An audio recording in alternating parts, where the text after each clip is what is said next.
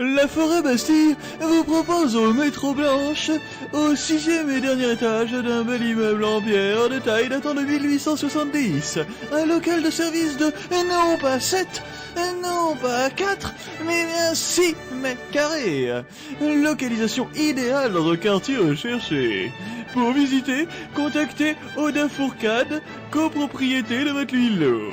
On raconte que celui qui avait utilisé cet appartement, ou plutôt cette armoire de luxe, était utilisé par un majordome du général de Gaulle qui lui essuyait le cul. Cet appartement, contenant bien une pièce pour 5,42 mètres carrés, est à un prix incroyable, un prix unique, 38 000 €.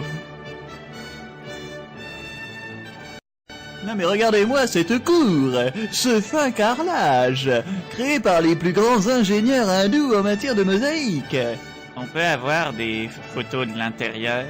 Non, ça ne sert à rien d'avoir des photos d'intérieur quand on dispose d'une telle façade. Regardez-moi tous ces balcons luxueux dont vous ne pouvez pas profiter. C'est super, n'est-ce pas? Ah oui, c'est trop chic. Non mais, en vrai, sans déconner, il suffit que vous montriez à votre copine ce bâtiment et que vous lui disiez que vous logiez là-dedans, et c'est le rêve pour elle. Enfin, jusqu'à ce que, personnellement, elle rentre dedans, mais... Le rêve. Paris, la ville du rêve. Et ce n'est pas tout.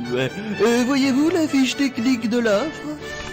Oui, il y a un gardien en cas de problème. Imaginons une attaque cardiaque. Le gardien ouvre votre appartement et bim, il a directement accès à votre corps. Rapidité extrême. Petit polaillon, ce ne sont pas les habitants du quartier du Luxembourg qui ont accès à un tel service. Vous avez le numéro du gardien? Inutile! Pour le contacter, nous avons installé une sonnette directement dans votre chambre, salon, cuisine, toilette. Regardez, j'appuie sur ce bouton. Va arrêter de me faire chier, putain! Tu veux que je vienne te casser la gueule? Grand luxe! Et voilà, un nouvel appartement! Ah, mais c'est vraiment dégueulasse. Ah, nous nous sommes trompés. Vous avez vu l'offre?